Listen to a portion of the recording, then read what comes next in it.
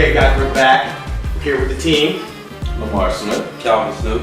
And we're happy to have with us Chris Rabb. And I have a copy of his book here, Physical Capital. Very good book, I put it myself. Tell us a little about yourself, a little bit of background. Well, when we met, I was talking from the standpoint of being a serial entrepreneur and an author. And I was talking about entrepreneurship from the perspective of how there are other resources that are available to some and not to others, and so the playing field is not level, and a lot of the factors are indeed invisible. And so that was the standpoint where we met. So now I'm a state representative, and I seek to influence public policy to help community-minded business owners improve their chances in business and encourage others who are crazy enough to be full-time entrepreneurs. And so it's a very different complementary perspective. But I come from a family of entrepreneurs. I tried my hand in it, and it was very intense. And it's once you catch the bug, you're living it, right? Right? But and that informed ultimately many parts of my book. But when I moved towards service, I still have that love of entrepreneurship, and I want to make sure that I can be a strong advocate for those people who have, taken the dive. No, totally understand. Yeah. Now, just to step back a little bit, when I met you, we were talking about your grandfather and how the lineage of entrepreneurship has come up for your family. Just give us a little background on that. I thought it was a fascinating conversation. Sure. Well, first and foremost, my mother's an entrepreneur. She's had a business for over 25 years. Nice. Her father was a sole practitioner, one of the first black lawyers to be barred in the state of Maryland. Wow. And he had two grandfathers. Sitting next to rodeo. No, my grandfather had two grandfathers. One started the Baltimore Afro-American newspaper 126 years ago, and it's still in business. Okay. His other grandfather was started a business in the Gilded Age, and it lasted till about the 1920s. He was one of the biggest caterers in Baltimore. Wow. Okay. And on my father's side, my father's father's father, Mad Jack Rabb from Columbus, Mississippi. Mad Jack, you don't want to mess with that, man. I see, I can tell. And he bought himself out of slavery, and he started Rabb's Meat Market in Columbus, Mississippi. Wow. And he created a fair amount of wealth such that his grandsons in the turn of the century would have educational opportunities that their white counterparts might not have even had. And that allowed my grandfather to leave the Deep South and expand his opportunities and make a better life for future generations, myself included. So by the time I came around, I had so many gifts because of the lottery of family, right? I was born into a wonderful family that really embraced entrepreneurship, service, and education. And those things have really helped me. So I'm really taking those things as the prism through which I look through a lot of things to helping build community wealth. And for those folks who want to build community wealth through entrepreneurship, I want to be their strongest advocate.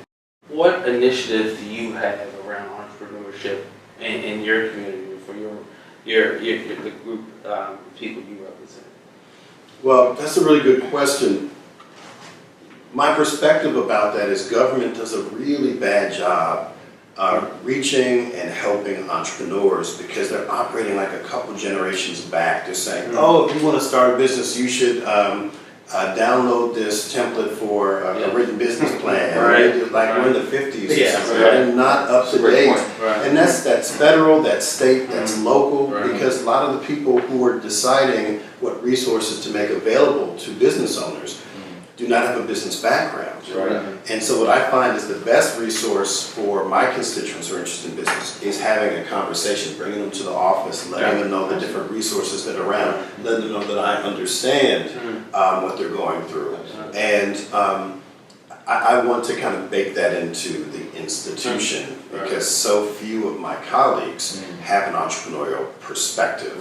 And I want to inform my constituents, like, okay, here are the resources on the website, here are the pamphlets, but here's the real deal. Sure. And so I'm also trying to invest, and I put my money where my mouth is, by bringing home money from the state capitol and investing in my community, in my legislative district. So recently I was able to bring home $400,000 to two different organizations. One helps build a pre-apprentice program for people in the trades, largely black and brown young women and men.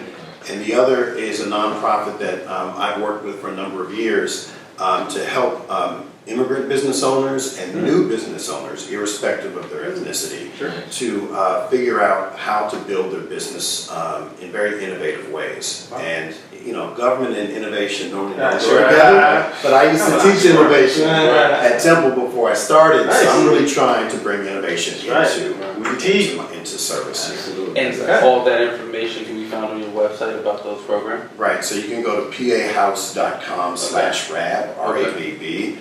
This is new money, so the program hasn't started yet, but you can just put in your information and we can share updates about the program as it comes out.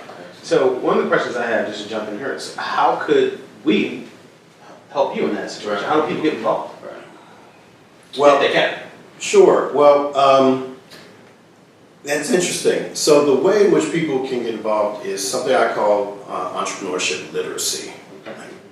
You know, what is entrepreneurship? What is the context in which I need to think about jumping into a business or growing it? And how does it relate to government? How does it relate to politics? How does it relate to history? All these different things. And so I did a TED Talk in 2014. So if you Google TEDx Rabb, it'll pop up on YouTube, whatever. And I talk about entrepreneurship. So first we need to have a discussion. We need to know what green is to you is not blue to me, right? So we're using the same terms to describe the same types of things. And to me, entrepreneurship and business are overlapping, but they're not the same. Entrepreneurship requires innovation, right? And innovation to me is the intersection of new, different, and better towards creating value in business. And what does that look like? And those are discussions that too often happen just with one person in the garage or the living room. And it's good when you have these conversations because so often entrepreneurs, we feel very alone, don't we? Right? Like people don't understand. People have always had good jobs or full-time jobs, and they don't know the hustle like we know the hustle. And so being able to say, look, you are not alone. Failure is not your key identifier, and failure is not in fact bad. You know, we're going to keep failing until we succeed and learn and learn. That's a great point. Because that's one of the points that we want to address as an organization too. Is about fear. A lot of gifted people out here that have the abilities to run a business, but they just they think capital, they don't think it, capital, skills, and we run into these type of individuals every day. So that's why that's another one of our main platforms is to just say, listen, when you have more education and knowledge about something, it kind of alleviates the fear a little bit more. Because it's like they say the fear down now, right? Absolutely. Absolutely. We appreciate you what you're doing. Absolutely. Just one more question: are there any programs for the youth, the younger? Because I think they all know the story. I started my first business in 4th grade, and I carried it all the way through college, right? So I'm passionate. Whenever I see a young kid with a lemonade stand, I'm like, you want to know how to incorporate this? Like, you want to mass produce, whatever it is. But any initiatives around. If I know I can speak for myself, if you need anyone to come talk at a school or work with young people, or there's events that you host, you can include me, because I think it's so important to teach young people how to create their own versus when you graduate, you go get a job. We need to have different pathways. Exactly. And my pathway was circuitous. It was like this. It was not linear. I couldn't major in business in college. It wasn't offered. I didn't think, because it's not on the curriculum, I can't do it, because I had examples in and beyond my family. The short answer is yes, I will gladly accept your help. I wanted to take my first term in office and make sure I understood the job, and make sure that I was taking care of my 64,000 constituents. As I'm approaching my second term, which starts December 1st, I'm very excited because now that I feel a sense of ownership about what it is I'm doing, I can put more attention to my first love, which is entrepreneurship. Yeah. And so beyond other programs and organizations that exist that may help youth, like Nifty, there's a Nifty chapter in Philadelphia that does good work for young folks in public schools, particularly largely black and brown kids. It does good work. There's others. I also want to do something through this office, physically and legislatively and through the community. So I'm very excited that I can bring you all on board. Because, teamwork makes the dream work. Absolutely. You know what I mean? Nothing wrong with that. One of the things I was thinking about when you were talking about, and only what you've done in the past and what you do now as state rep, what are some of the talents or skill sets you think, if you're going to go out and be an entrepreneur, what do you need? Right? You talked about your path being, the path less traveled, right? So a lot of people have the same path. Yeah. But the thing about it is a lot of entrepreneurs can identify with this. No matter what you're doing, there's a common thread, and it's the hustle. Like, there's two sides of hustling, right? There's the shady part, and there's the kind that's built on certain values. And one person's values may be different than another, but I've always hustled. I started, I was selling my mom was an amazing artist. I sold her note cards in school when I was young, in elementary school. And it was a rush. And then in college, I sold T-shirts and textiles and manufactured hats, all kinds of stuff. But resilience, creativity, and kind of analytics. Looking at things from different perspectives, those things are critical. And it's never just one thing, it can be different combinations. But I will say this, having the humility to learn what you do not know. Right? Because you can say, I know this, but you also have to say, I don't know this, and it's important. And that may mean you're going to learn that, and or you learn it a little bit, but you bring somebody whose expertise is what your weakness is. One of the biggest failings of any kind of startup, whether it's started by a PhD or a GED, is a lack of functional diversity. And just as an example, my brother in grad school, he was an engineer.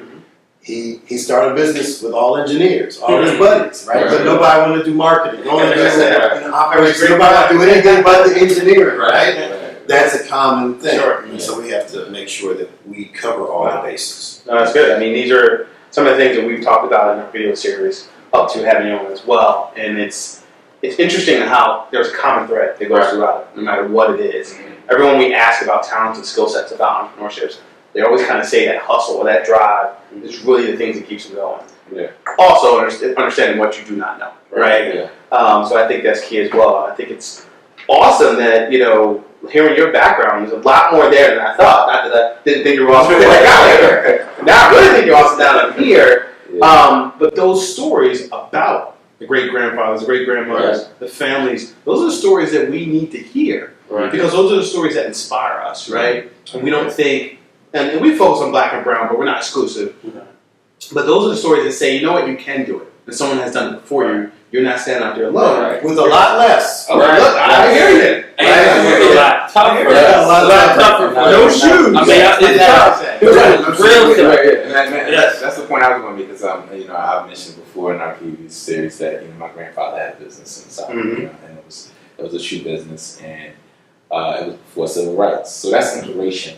What excuse can you give? That's what I'm saying. No matter what, it's Look, even if you, that's unreal. That's a great point. But even if you don't have anybody in your family like that, which you don't know yet because you probably haven't looked, there are people out here like Rep Rabb, like us, who are here to try to help out as well. So don't use that as an excuse to stay home and do nothing. That's very true. So I think it's great.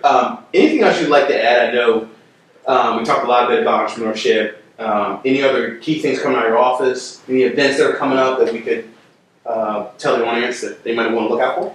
Actually, I have something a little more conceptual that I want to share. Okay. And that is, language is power. Absolutely. And there was a time when we couldn't call ourselves what we wanted to call ourselves. So when I mentioned my grandfather, it didn't matter that he was an attorney or my other grandfather was a physician. In that time, his name was Boy. Sure. And he didn't have the power to say otherwise. Even a wrong glance could get him lynched, right?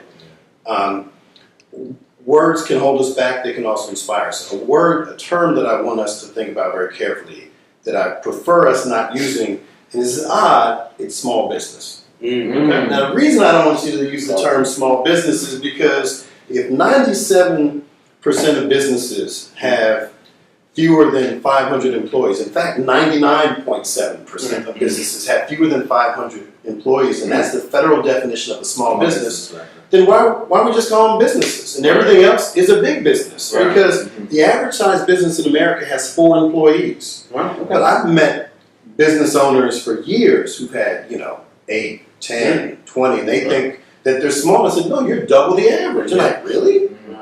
And it limits us. It limits us. And also, who is the voice that represents small business? Well, unfortunately, in my field, in government and politics, it's an organization that has values that are very problematic. I'm not even going to mention the name of the organization, but they present the platform and the agenda for Small Business America, and it's one that does not embrace people of color, women, environmental issues, labor, any of that stuff. And so I want us to embrace the fact that if you start a business, you're a business owner. You're not a small business owner. Right. I thought you were going to say minority, but now I also don't use that term either. I was going to say, okay. No, I don't use that term either. No, but that's a good point. I mean, because we all have our own businesses, and I consider myself a small business owner, which I will remove from my vocabulary later. But it's good to know, and those are some things we need to research too. Okay, 4 is the average. Okay, so I just need 5 and I'm above the curve. So those are great things to know. You know what I mean? Right. No, I agree, because I don't like to use the term small business either. And the other one that always fires me up is when people say, "Well, I'm in corporate America." And what am I? I'm in your corporation doing work. We're doing the same things you do. The same respect you give to your CEO, I deserve the same. So I'm really glad that you said that. These terms are definitely and when we talk about corporations, when we think of corporations, we think of huge, right? Correct. But we can incorporate at any level. You can incorporate before you even have your first employee. The other thing that's worth mentioning is that nonprofit organizations are corporations. And they are incorporated at the state level. I'm a state lawmaker. I know this. So what type of corporation do you want to be? To me, it's not a matter of big or small, but it is whether your business helps sustain communities or prey on them. That's what matters to me. If you have any business, whatever field, whether it's owned by a woman, a veteran, someone who's disabled, a person of color, if your business is inherently extractive, it's inherently predatory, I am not going to be an advocate for it, right? Because I believe in building us up collectively. So does your business help sustain in one way or the other? Some are more obvious, but the single best business, when we say best, and this is very subjective, in terms of public investment in a private enterprise that helps society, there is one that comes to the very top. It doesn't mean that any businesses we are all are bad. It just means that when it comes to things that help society get more healthy, that business is high quality child care. Right? You mentioned that before. Yeah, I mentioned that before. And it's when you look at all the things in terms of what success looks like when you're not talking about financial stuff. When you're talking about how healthy people are, how literate they are, how well they get along with others, all of those things. The more you invest in young people at the earliest ages, all the factors are radically better. How many people on death row went to high quality daycare? 0. What percentage of them experienced psychological, sexual, violent things in their homes? Probably 100%, right? And so those correlations are very key. So what are the factors for the types of businesses we need to promote that will allow us to thrive, our families, our communities, and society at large? No matter how more we advance as a organization, as a society, some of the basic needs are still the basic needs. So you talked about the digital age, Lamar. Remember I talked about healthcare, which is, if I had to look at Maslow's hierarchy of needs, it's not at the bottom. So no matter how advanced we get from a digital standpoint, there's still basic human needs that need to be met. and maybe that's also a good segue and something to leave the viewers with as a thought is, how are you contributing? What are the factors that you see in your own community? If you're an entrepreneur, who are you giving back to? So maybe just think about that, and we'll think about it some more as well. We talk about wrap, but maybe that's it. We'll wrap it up here.